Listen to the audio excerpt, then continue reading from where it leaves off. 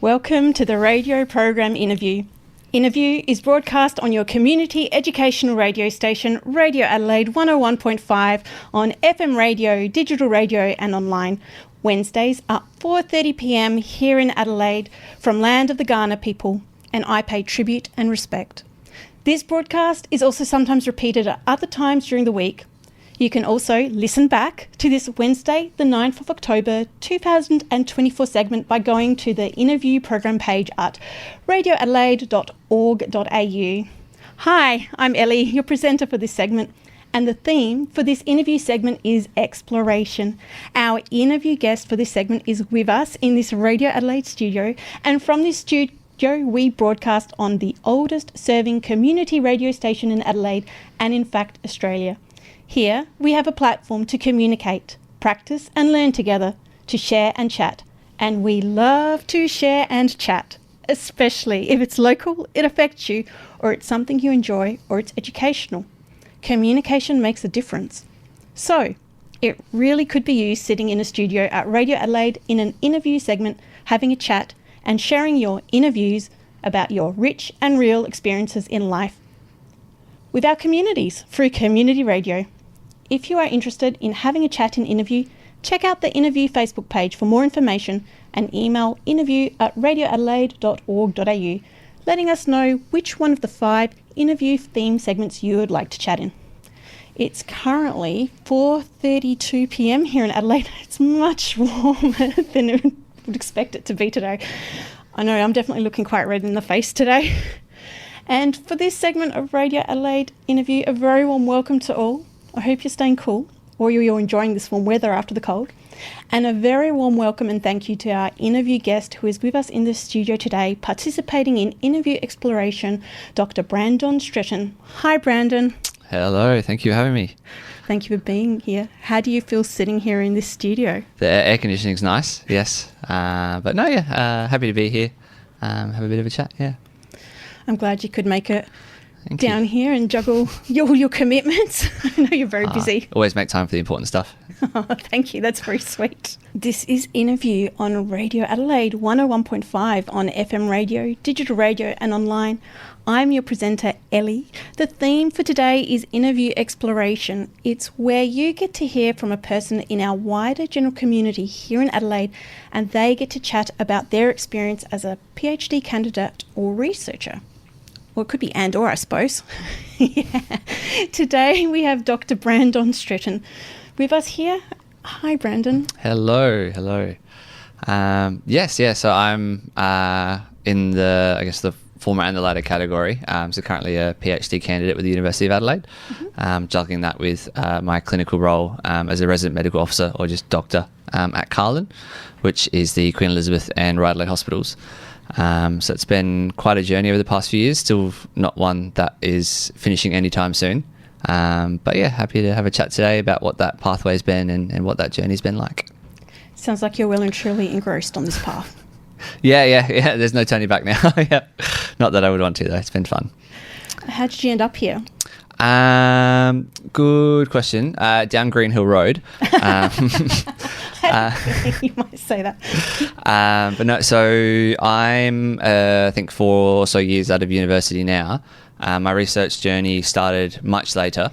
But yeah, for context, I'm a medical doctor, so I did a Bachelor of Medicine, Bachelor of Surgery through the University of Adelaide. That's a 6-year degree here. And was subsequently an intern up at the Northern Networks at Slamacune and Modbury. And then throughout medical school, and certainly kind of once you hit the ground running as a doctor, you learn kind of the principles of evidence-based medicine, which I think we can elaborate on. I think it's quite an important part of being a researcher, particularly in the clinical aspect. But it kind of really became to learn and love how our management decisions are guided by the research and the evidence. And so really wanted to help kind of contribute to that area of medicine. So subsequently started doing research in a variety of different fields, fell into a field that I really quite enjoy. And by virtue of that kind of ended up following down the PhD pathway.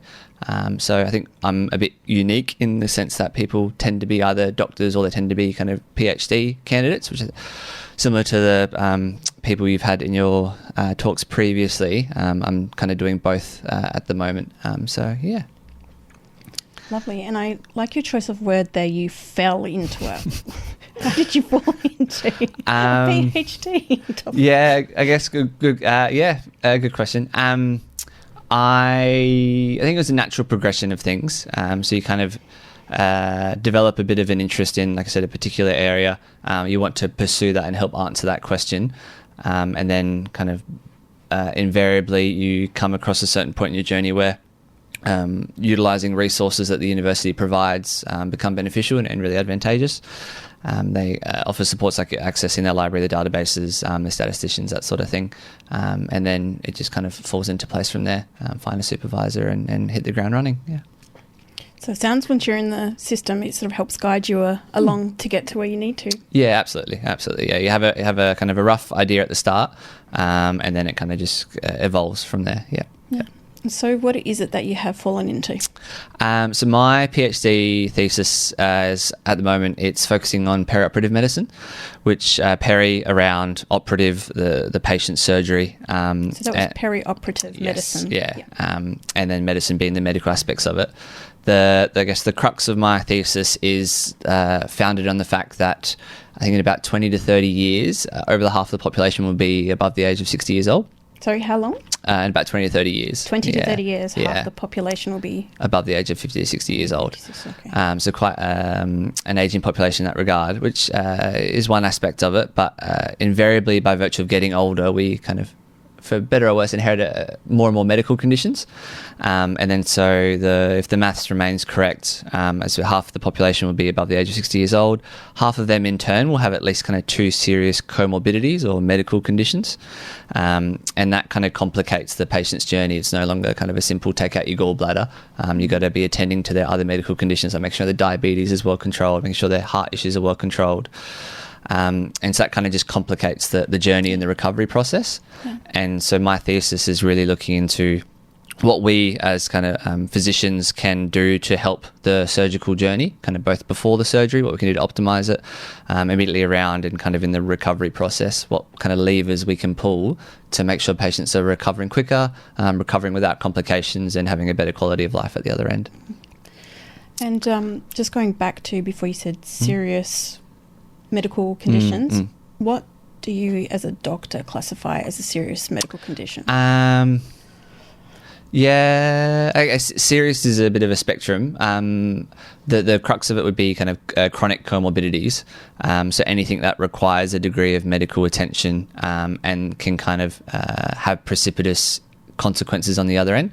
So like for instance, a classic example would be someone with diabetes. So by definition, how their body kind of processes glucose is a bit deranged, and so they tend to be either diet controlled or put on medications. And then by virtue of that fact, when you add in an extra kind of I guess, quote unquote, insult, such as the surgery process, that can further complicate things. And then if you don't control the sugars properly during or around surgery, it can lead to things like impaired recovery, kind of poor wound healing, infections, that sort of thing. So yeah, I'd say kind of any medical condition that has the potential to influence the recovery process is probably a good way to think about it. Yeah. The healing. And does the I guess the medication, the anaesthetics play a part in that as well? Yeah, absolutely. So the kind of immediate intraoperative stuff is more of an anaesthetics ball game. Where we sit as physicians is more kind of around when they leave theatre. Okay. Basically, the argument is, or the current thought is that we as medical technology has progressed, we're getting exceedingly good at keeping patients alive during their surgery due to like surgical technique advances and anesthetic technique advances. But as an all-encompassing kind of post-operative complication process, that's just recently, I think, become the third leading cause of mortality in the developed nation, Australia and New Zealand. So that's where I think we as physicians have quite an opportunity to intervene and really improve things. So this is quite a significant area of study. I'd like to think so. Yeah. It's kept me vested at least for a number of years. Yeah. What sort of areas specifically within it is your focus? Mine's quite a broad topic, and I think we can probably circle back to, I guess, what's involved in a PhD, to give a bit more context. But mine at the moment is focused on essentially just trying to isolate each medical comorbidity that people tend to develop, like liver issues, heart issues, diabetes, and seeing kind of how they influence the recovery process, and then trying to see what we as physicians can offer to abrogate that or improve that. So it has quite a diverse range of things we're looking at, but that's kind of half the fun. As someone who wants to be kind of a general physician, we have a very general, broad scope of practice. So your study, just to be clear, because I didn't quite pick up on it before, it's for the GP, a GP. Good question. So it gets quite esoteric. So I guess to pull it right back, when we say like a medical doctor, there are a whole different host of different types of doctors, and you can kind of divide them into primary care, and so they're our kind of primary care specialists or our general practitioners. And then on from that, you've got kind of a secondary or tertiary care range of specialties, and they're the ones that you tend to see in hospital. So if you get admitted into a hospital, if you have a medical problem, you'll kind of land under the care of a physician. And those physician specialties include things like cardiology, nephrology, respiratory, so people that look after the heart, the lungs, kidneys. Or if you get admitted to a hospital because something needs an operation, you get admitted under the respective surgical team. So like a general surgeon or a plastic surgeon or something like that. And there are a whole different host of other types of doctors, including psychiatrists, pathologists, radiologists, those sorts of things. The kind of area of medicine that I'm interested in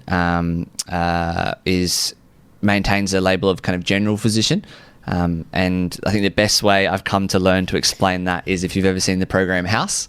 Every episode is a different disease process. It's quite an undefined, broad scope of practice, and those are the type of patients that get looked after by general physicians. Just kind of a group of specialists who have a very broad sense, broad understanding of the medical processes at play.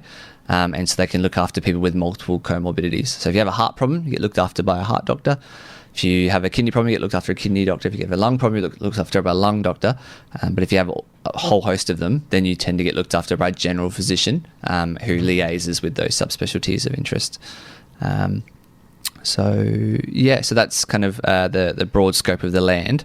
And then by virtue of that fact, I strongly believe that general physicians, given the fact that we look after a whole host of issues, are quite well adapted to be looking after patients around their surgery.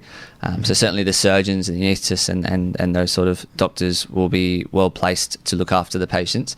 But just like another layer of care where the general physicians can kind of have a bit more of an input in regards to kind of the medical issues at play. Yeah, like the sugars, like the heart medicines, that sort of stuff. That sounds like a very holistic approach. Yeah, exactly. Yeah, very holistic medicine. It's fun. It keeps you on your toes. Yeah. And I guess that pulls us back then to we said like the study itself. And so I think a good way to answer that is what is actually involved in a PhD. I don't know if any of the other people we've had on your show have kind of taken a bit of a step back, so forgive me if I'm kind of beating the same drum. But a PhD is a Doctor of Philosophy, and essentially it's by definition it's a significant contribution to the evidence in some field.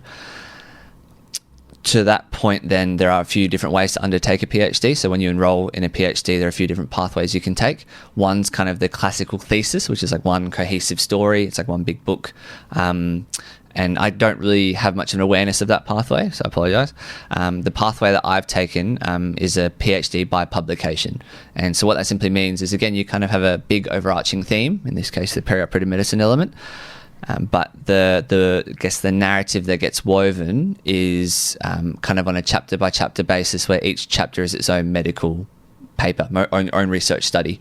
And so, for instance, like in my thesis, the first kind of research study was on patients on blood thinners and how those blood thinners interact with surgery, then on diabetes and blood glucose control, then on malnutrition and frailty. So each kind of chapter has its own research subject. So it sounds like it's a collection of researchers that build up to be significant enough within an area to contribute overall. Absolutely, yeah. I think that's a very good way of putting it. Yeah. Oh, I understood something. That was great. You're and doing you explained well. it well. That was a nice breakdown. No, we haven't had that breakdown of that like that. So that was you. Thank you. Yes. Pleasure. And then I guess the one thing I did allude to earlier on was this idea of evidence-based medicine. Mm-hmm. And so it's something that gets taught in med school, absolutely. It's drummed into you. And essentially it's this idea that to prove a therapy works, we need to research that it works. We can't just develop a pill or a certain kind of treatment algorithm and assume that it works and start giving it to patients, because there's a risk it could actually cause more harm than good. So this idea behind evidence-based medicine is the fact that all of our decisions within an appropriate kind of degree of consideration should be guided by best available evidence. And so if I want to kind of initiate a therapy or do something, I should, with all reason, be able to rationalize it within the context of something that's been proven. Invariably, every patient has their own peculiarities, and so you can't have a very blanket approach. You can't say, oh, because of this one paper, we treat all patients the same. But you should be considering what's been proven in the evidence and does this apply to our patients, and then kind of implementing that as is. So that kind of is how I think a lot of clinicians fall into research. I guess my thesis has taken a bit more of a clinical approach, where I kind of work with patients in the hospital setting, as opposed to kind of a wet or a bench PhD, where we kind of sit in labs. I have a lot of respect for those people, but I'm not at all one of those. And so the idea is you essentially, as you're treating patients day by day, you will invariably come across a question and say, oh, how should we treat this, or how should we investigate this issue? And sometimes there is no evidence. Sometimes it's a bit of a grey zone, and there's nothing to really guide your kind of further reactions to it. And so in that sense, you generate a bit of a question. It's like, oh, what should I be doing in this setting? And then by virtue of that, you kind of have that question. You then start to address it, and then like I said, you one step after the next, and you end up enrolling in a PhD. Yeah. Were you always interested in medicine? Was it like obvious to you when you were younger, or is it something that you made a conscious decision somewhere along the way? No, it's I guess I always wanted to be a vet. As young as I can remember, I always loved animals, really wanted to help animals. My next door neighbour was a vet, and they would do like home visit, check our pets every now and then. So I think I was heavily influenced by them. But growing up kind of in primary school through high school, just really loved how much solace you could provide someone by helping their animal. Certainly helping the animals is a big part of it, but then kind of seeing how much comfort you could provide to their owner by virtue of helping their very important family member was really something I wanted to pursue. And it was only really until year 12 of high school when my granddad got quite sick, and then subsequent to that had a lot more interactions with the healthcare system. I'd never really been to the doctor beyond the odd sniffle or cold or earache, and then kind of through watching granddad navigate the healthcare system, came to realise that the solace and comfort that I was wanting to provide by helping people's animals, I could kind of do directly as a doctor. And so that kind of quickly pivoted things mid-year 12. Tried to sit back then it was called the UMAT, which is a bit of a special test you have to get into medical school. Didn't pass it, but still had the drive to pursue being a doctor. So took a gap year, really kind of bunkered down, and managed to get in and haven't looked back since. Yeah. It's a good story of perseverance. And in other segments, it's definitely come up over and over, the idea of giving it a go again, and learning through that. Yeah. I've always said, if you want to become a doctor, it's not a matter of if, it's a matter of when, and you just got to bunker down. Thankfully, that same granddad was the most stubborn pom you ever come across, and I think I very much inherited that attitude of his. Yeah. And it served me very, very well. Yeah. I know this is not, someone else's segment up. I think it's relevant though. I have heard stories of people who have tried 7 times and they've got in on the 7th time. That's just how determined they were. They knew that's what they wanted to do. And it's those people that make the best doctors, I think. Yeah, it's the ones that show that perseverance and really the strong sense of will and determination that get through and make great doctors. And I think it's very hard to have insight into a career as a doctor without working as one, but it's a career you can do up until the day you die. There's stories about doctors who pass away in their armchair at the age of 75 or something, and so if it takes you a few more years into your 20s to get in, so be it. If it's what you want to do, you end up practicing for 50 odd years. It's a job of lifelong learning. It's a lot of fun. Meet a lot of fun people. You end up on community radio as a result. So it's good. It's good. I'm very thankful I've continued to pursue this. Yeah. And have you found you've been able to? I can't quite remember how you put it, but the word solace was in there. I like to think so. It's a very busy job, so a lot of that interpersonal aspect can fall away sometimes, but it's still something that keeps you going to work every day, knowing you're rocking up every day to help someone. It's a big part of the job, a big part of the reason we continue to do it. And this is the part where your imagination gets to come to the forefront. Doesn't matter whether it's practical or not. I suppose it'd be nice if it were. Is there anything that you feel doesn't have to be evidence-based, do you feel would make a difference to help with that? If you weren't so busy, do you think it would make a difference of the care you could provide? Yeah, I think so. If you could just spend more time with each patient, absolutely. The answer to that and how we could improve that, I don't have an answer for, and I think that's probably something that needs to happen at a systems level, and I think that's part of my interest in the perioperative medicine pathway. Is it's kind of an up and coming area of medicine that doesn't really have its own kind of subspecialty yet, but it's certainly one that, as we said earlier, by virtue of the way the population is going to become a bigger and bigger an issue, and so this idea of kind of creating a different system to help abrogate that and let patients recover quicker and faster. With more function at the other end is something that's keeping me going. Yeah. Are you able to touch on the idea of that systems level that you mentioned before, like systems-based solution versus the medical-based solution?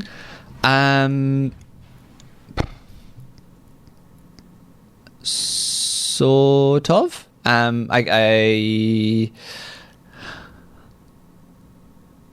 need some thinking music at this point in time. Yeah, no, it's just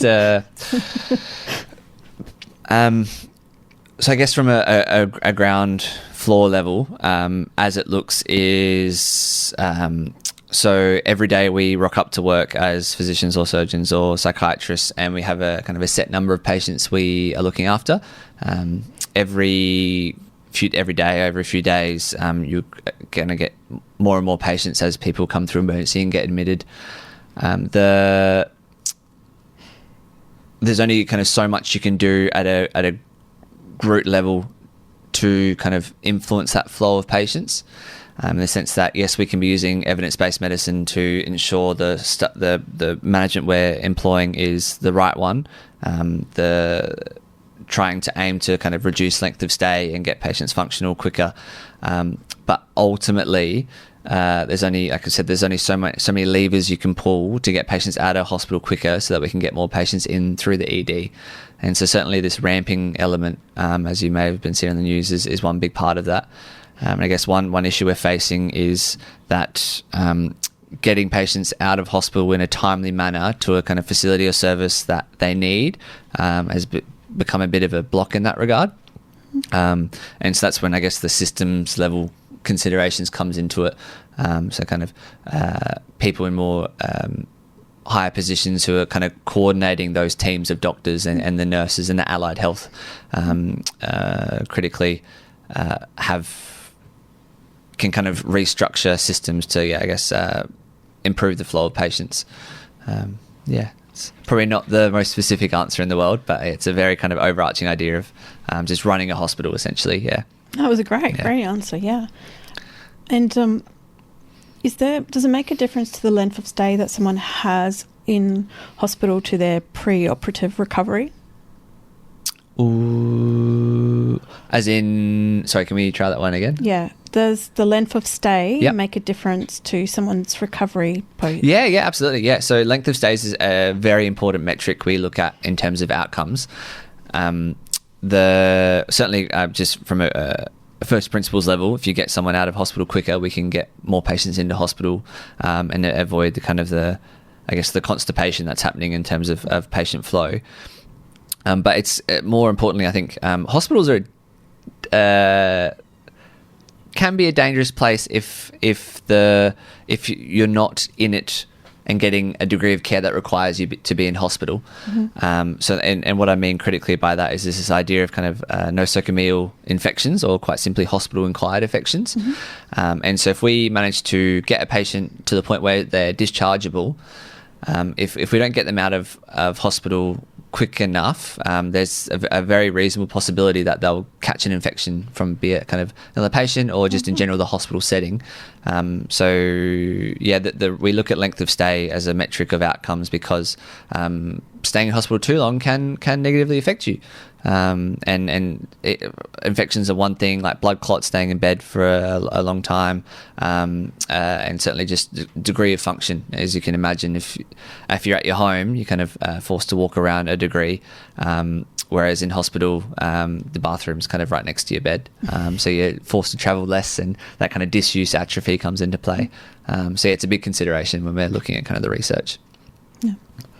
And on the other hand, are there situations where it could be dangerous to leave the hospital too soon? Yeah, absolutely. So we would never ever kick anyone out of hospital or discharge them prematurely. That would always be against medical advice. There's certainly sometimes kind of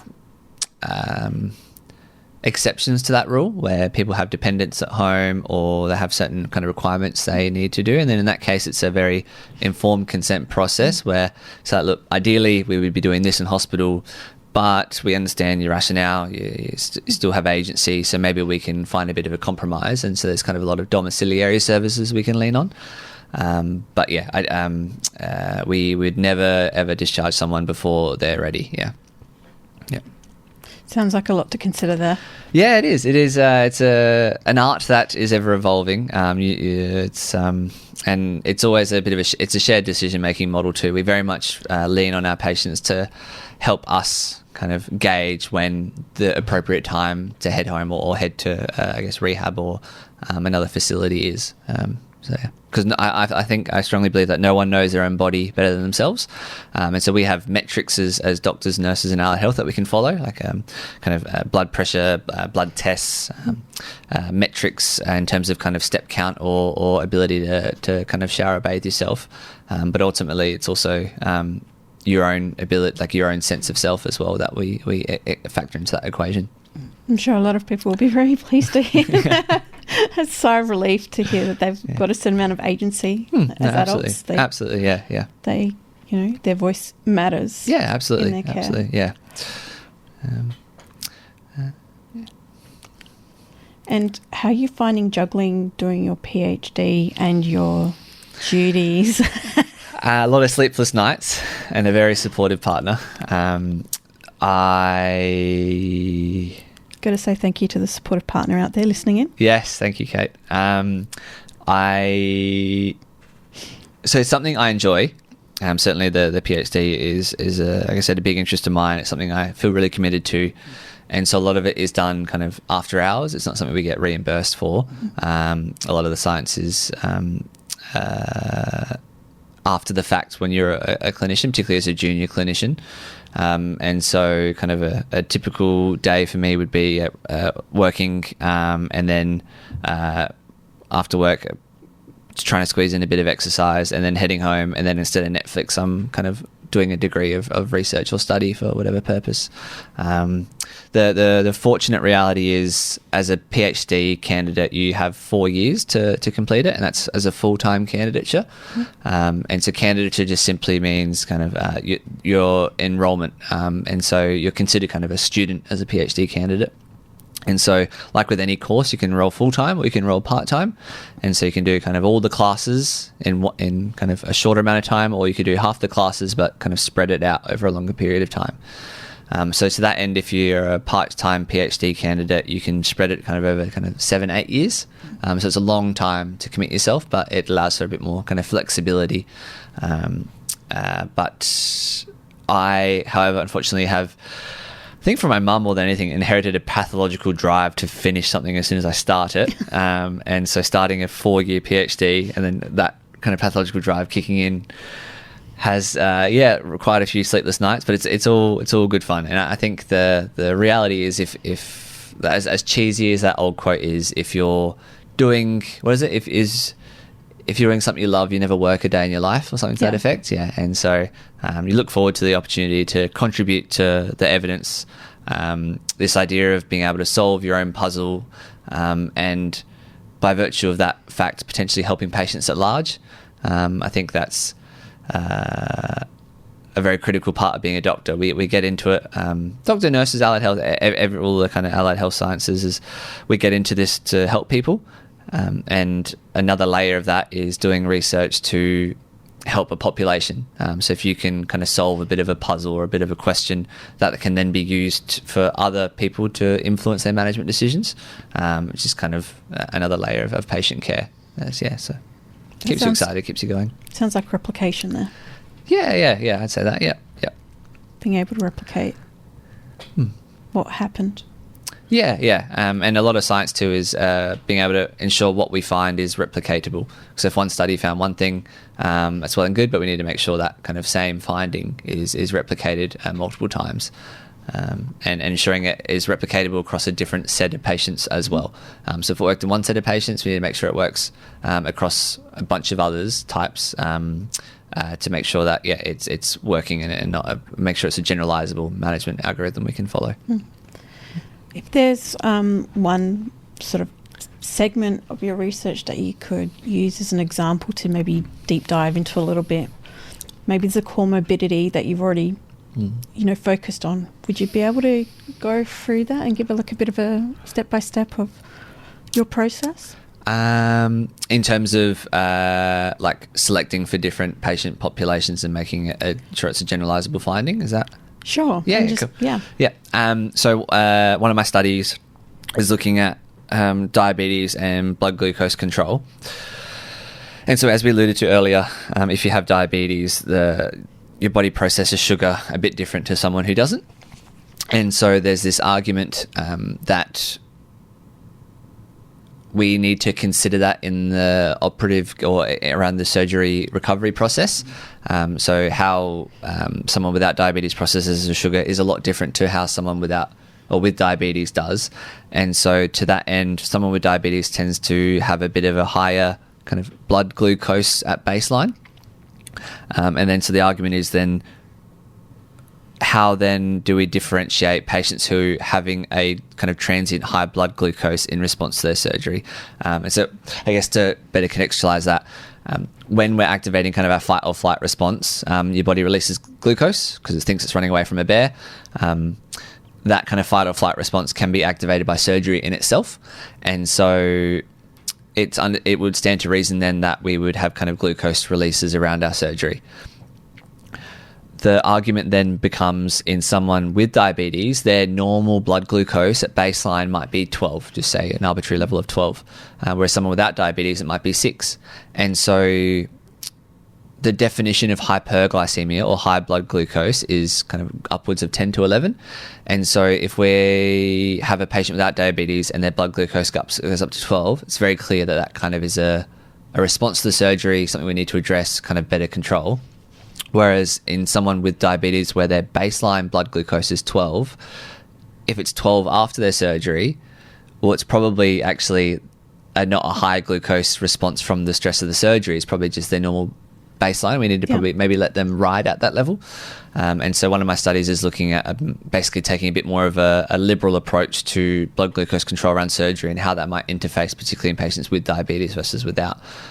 So essentially, to come full circle in that regard, we're making sure that the overarching blood glucose kind of management pathways need making sure that they are we're making sure that they aren't being used globally, or at least if they are, kind of just making sure that they're being appropriately considered for the patient that you're looking after.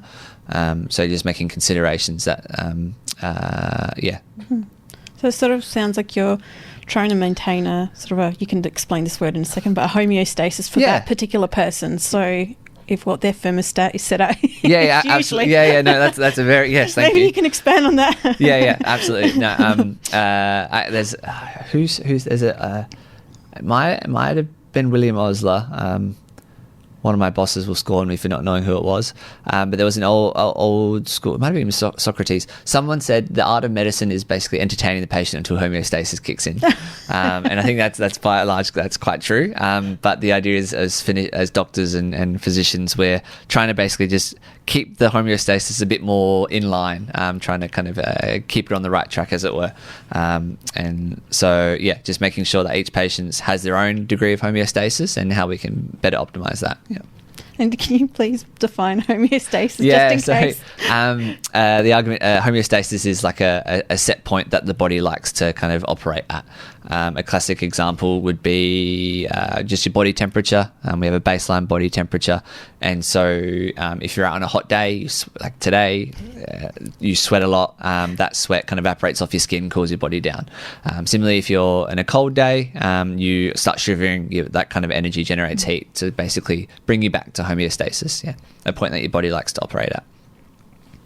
Nice, and that's going to be slightly different for everybody as well, so that has to be factored. Absolutely, and it's what makes medicine really fun, is everyone's kind of got their own degree of homeostasis, to put it quite broadly, and so every patient's different in their own right, and keeps you on your toes. Never 2 days are never the same in medicine.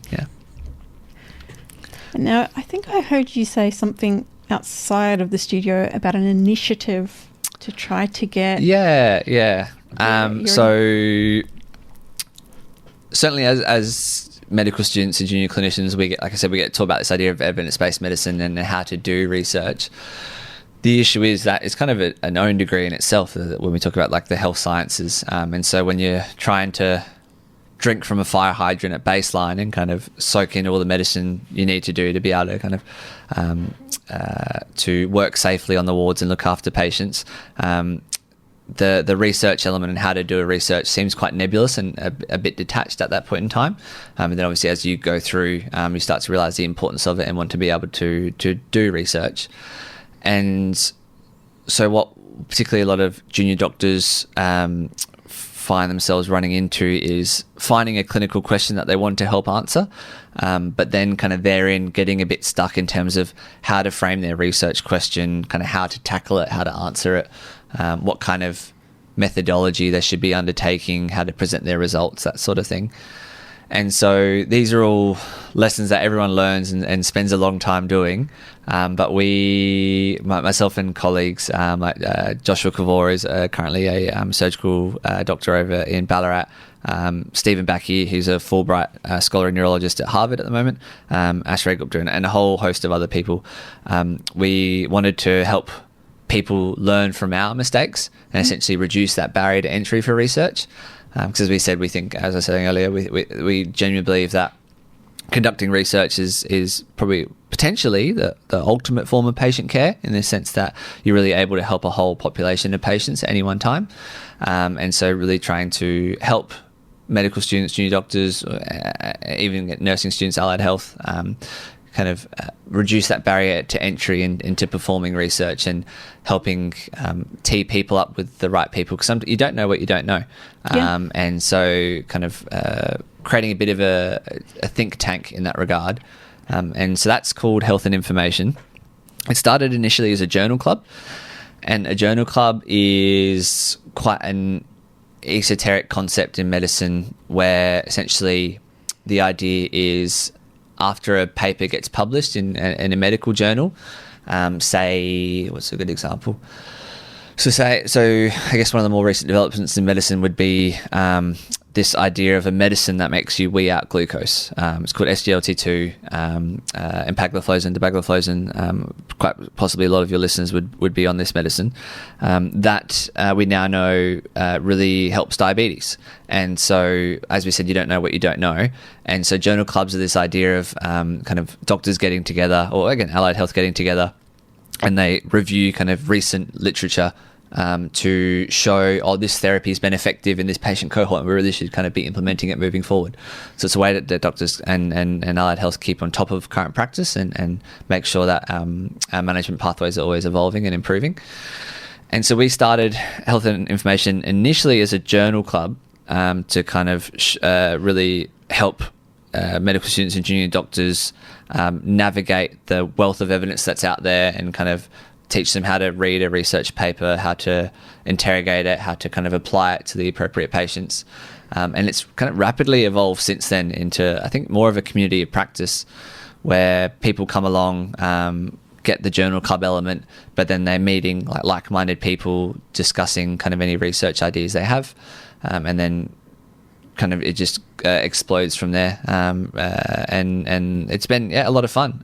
We've been able to publish a lot of papers from it, help a lot of people from it, make some quite substantive contributions. One of our recent publications, the Adelaide Score, made the newspaper recently, which was quite fun. And I guess to contextualize that, this community of practice, it's very much a product that is greater than the sum of its parts. And so if you had told me a couple of years ago I'd be on a working group that was building an artificial intelligence model to predict how long a patient would stay in hospital, I'd tell you dreaming. I wouldn't. I could hardly operate Microsoft Word at baseline.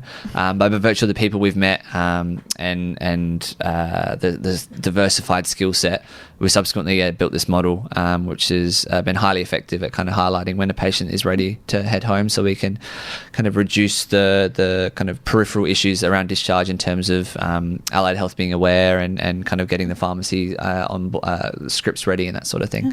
So yeah, it's a growing initiative, but it's been a lot of fun, just to add to the full plate as it is. But yeah.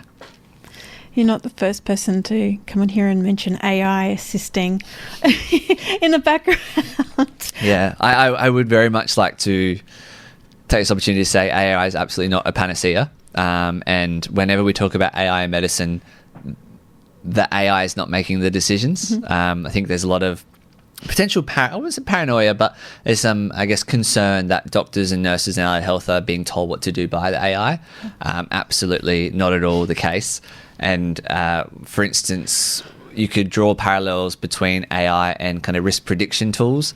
And so when we're deliberating management options, there are various different calculators we can use to kind of generate scores that help kind of to help bring together a wide variety of information into like a more synthesized data point that we can then use to weigh up the pros and cons. And AI is no different. It's just able to take a bunch of information that otherwise wouldn't be possible for a human and kind of present them in a nice synthesized manner.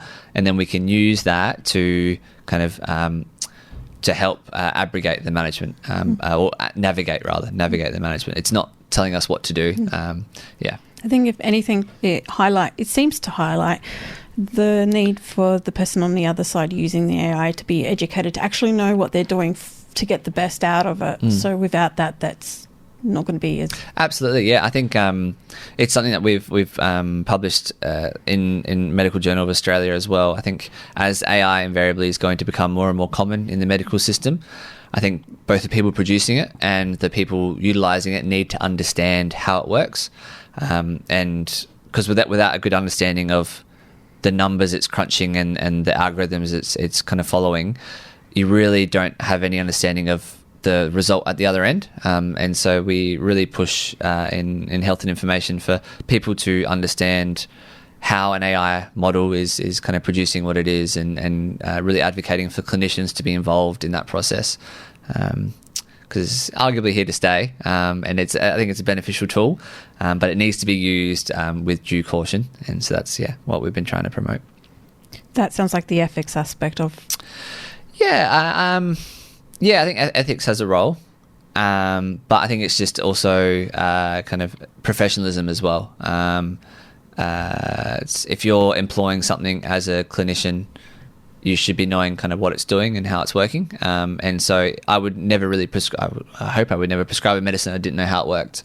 And to that end, if I'm using a calculator or a tool or a risk prediction or an AI model, I'd like to know how it works. Otherwise, there's potentially limitations to it that I'm not acknowledging. Yeah. But overall, it's been helpful. Yeah, absolutely. No, I think it's something that we should continue to leverage and use for the greater good. I think in I guess to your point about systems development and what we can do, I think ultimately we need to be using high impact, highly evidence-based tools that are valuable and are proven to work. And instead of looking for kind of cheap fixes here and there, and AI is very potentially one of those factors that we could be leveraging long term. Yep, absolutely, yeah.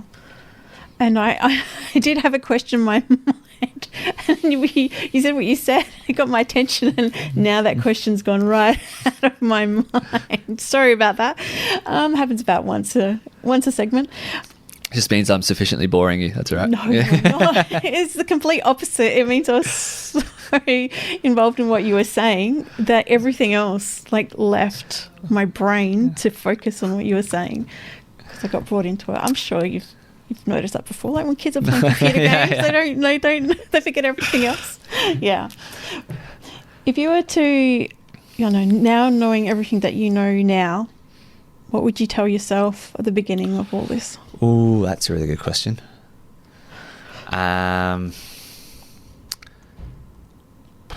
Stay stubborn. It always pans out in the end. If you have good intentions, everything will work out. You just got to, like I said, keep your head down. And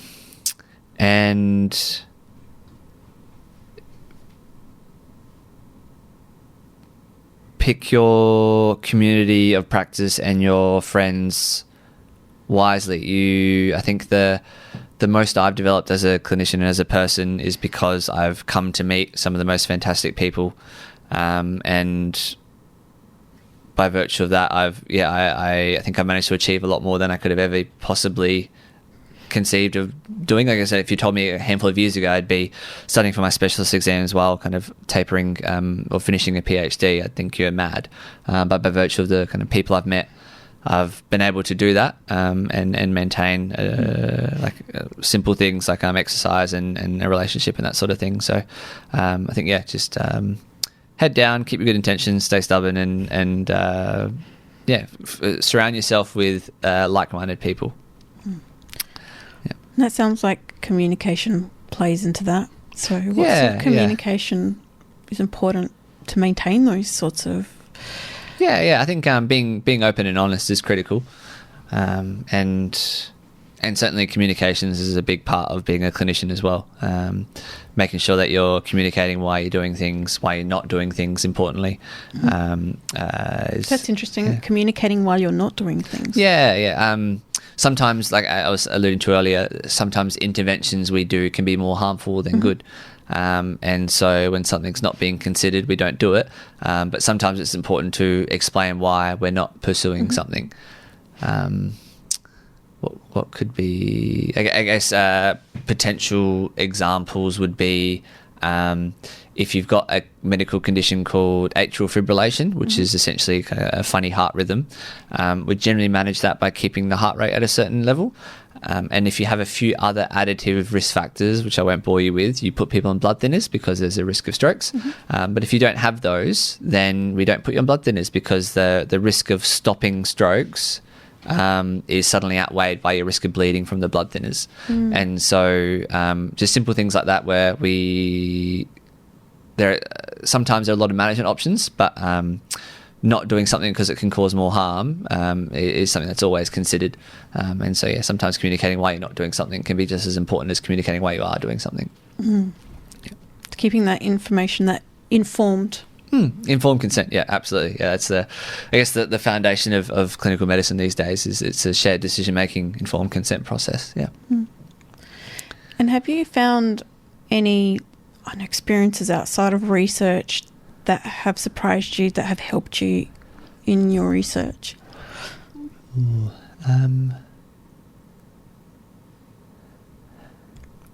I can see Brandon's amused here. He's thinking. No, yeah, it's a really good question. I can't think of anything off the top of my head, but it would be simple, silly things like being interpersonal, being open to new pathways, never saying no, because you never know what kind of one pathway might lead you down. I think just being an open and honest communicator will get you very, very far. But I can't think of any kind of one particular skill set beyond learning to drink a lot of coffee. I think I would just say, being an interpersonal person is probably the priority with regards to skill set, yeah. Were there perhaps any subjects that you did that were not directly, obviously relevant to going towards medicine, and now you can go, actually, I'm glad I did that because it's made me think about things in a different way that I might not have otherwise? Or maths, a surprising amount of maths in medicine, particularly with regards to kind of statistics in research. I was not expecting that.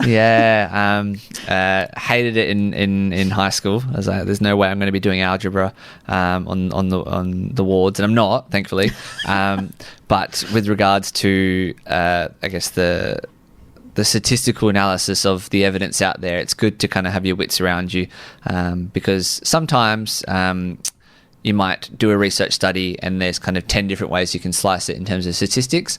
And so if they're presenting it as one way, it's good to have a reasonable awareness of kind of why they've chosen that kind of mathematical equation. But otherwise, I think everything's kind of come full circle in medicine. It's such a diversified, and research as well in general, it's such a diversified area. Everything kind of works its way and raises its head in one way or another. Yeah. Mm. Yeah. Is there anything that's changed over the time since you started? I realise in the scheme of things, it's not that 50 years that you're talking about before when you. In terms of medicine or in research or anything in that area. Yeah. A lot of everything, I think. So it's there's this idea of the double life of medicine, where it's essentially a crude metric, but how much medical information, how long it takes for it to double. And so I think in the kind of 50s or 60s, it was in the order of kind of years. So whereas now I think it's in the order of days. So every kind of days to weeks, the amount of kind of medical literature is doubling and doubling and doubling. And so there's been rapid advancements, even just in my time of going through university and being a junior doctor, and things like AI, certainly one big element of it. Immunotherapy is another big element of it. We can suddenly treat aggressive cancers like melanoma that we in ways we never could before. So very exciting time to be a junior doctor. How do you keep up with it all, other than drinking lots of coffee? Things like the journal clubs and that sort of thing. But also, I think being inquisitive and maintaining that degree of curiosity. So trying not to get stale and stuck. So trying not to learn one way to manage things and then just kind of replicating that day in, day out. Always asking yourself, why am I doing this? Why should we do this? Why shouldn't we do this? Just being inquisitive and curious, I think, is honestly the best way. Yeah. And you said somewhere in there, if I heard correctly, you're studying towards your specialisation. Yeah, it's it's a very difficult thing to understand. So I'll speak, I guess, specifically to the physician pathway. So everyone goes through medical school. We all graduate from medical school as interns, and everyone does kind of a similar internship program. Intern just means you're your first year out of uni. Means you've basically had kind of 4 to 6 years of uni, and then you hit the ground running. Subsequent to that, you can then be like a general doctor, where you basically just kind of rotate through different units in the hospital and do a mixed bag of everything. And then, generally speaking, after that kind of period of time, you decide whether you want to be a surgeon or a physician or a psychiatrist or a general practitioner. And then so for the physician pathways, like we were saying, so people who look after like cardiologists, respiratory doctors, like nephrologists or kidney doctors or general internal medicine physicians, we follow the kind of physician pathway. And the way that works here in Australia is you apply to be a quote unquote a basic physician trainee. And then so you start kind of a quote-unquote training program, which is a 3-year program. And essentially that just means you do explicitly medical specialist rotations. So for instance, this year I've worked on the medical oncology unit or the cancer unit. I've worked on the respiratory unit. I've worked in the general medicine unit, nights admissions, where you kind of run the medical side of things at night time in the hospital. And so you do 3 years of that, kind of get exposed to a lot of the different subspecialties. And then at the end, you sit your exit exams. And the idea is that you should be such that you have a very good comprehensive understanding of all the medical specialties. Mm-hmm.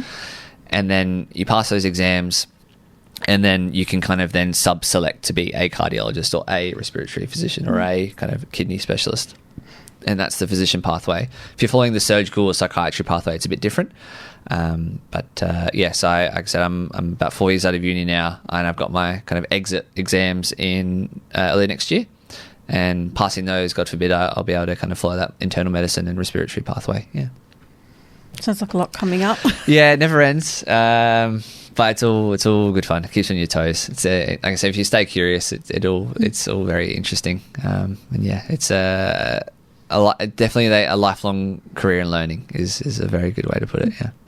And I'm sort of curious because it seems like it takes up a lot of energy and a lot of time. Is it very much everybody has to fit a certain mould to do this? There possibilities for people with disabilities to do? Absolutely. Yeah. No.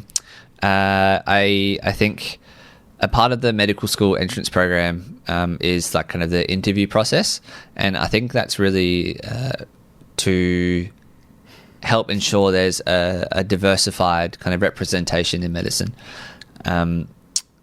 Because if you were just to take people on exam scores alone, you could get quite a very homogeneous or very kind of standardized pool of people. But I think everyone brings to medicine their own kind of unique quirks and personality structures and advantages, disadvantages, and unique outlooks. And I think that's really, really important. So yeah, I think I would. So if you stay stubborn, I think no matter the cards you're dealt with, being a doctor is absolutely a possibility. Yeah. Wow. Thank you so much for being here. We've almost run out of time. Yeah, that went quick. Yeah. If you could anything else you would like to share? No, I've just thank you to Mum and Dad. Without them, I wouldn't be here. They've worked very, very hard to give me the opportunities. So very, very thankful to them and my family at large, but and my own friends as well. It's all been good fun, and I wouldn't be here without them. So yeah, but that's it. That's really beautiful, and I hope you don't mind me just giving a shout out to your cousin. Yes, hello Amelia. Thank you. May or may not be my favourite one, but we'll keep that off line. We'll find out later. And just very quickly, where would you like to see things go into the future? I think we just continue to evolve as a specialty and continue to implement highly valuable, highly effective management strategies, be it kind of at a patient-by-patient level or at a systems level. So we as clinicians, doctors, nurses, allied health can continue to do what we love, which is look after people and help them get better, and do it in a manner that doesn't burn us out, something where we can continue to contribute and make an impact on someone's life. Yeah. I know someone who's not in your field, the idea of you guys not burning out is very important. Yes, absolutely. Yeah. Definitely. Yeah. So how do you feel now that we've got to this end of the hour? Sitting here now, how do you feel? Good. Yeah. Dreading going back out into the heat, but that's right. I'm glad you're dreading that more than feeling good after getting through this. Yeah, of course. Yeah. No, it's all been good fun. Yeah. No, it's been a lot. Thank you for having me. It's been good fun. Thank you very much. Thank you, Brand. It's been really wonderful having you here in interview, exploration, sharing and having a chat live in this Radio Adelaide studio. We look forward to you coming back and being in a follow-up extra interview sometime. To all listening into this broadcast, thank you. And if you've just tuned into this segment on Radio Adelaide 101.5 of Interview Exploration, it's been really wonderful having Dr. Brandon Stretton chat with us here in Interview Exploration. So please listen back to this segment by going to the interview program page at radioadelaide.org.au and pressing on the listen back button for the 9th of October. Also, if you go to the Interviews Facebook page to find out more, you might just find a photo from today's interview segment on there.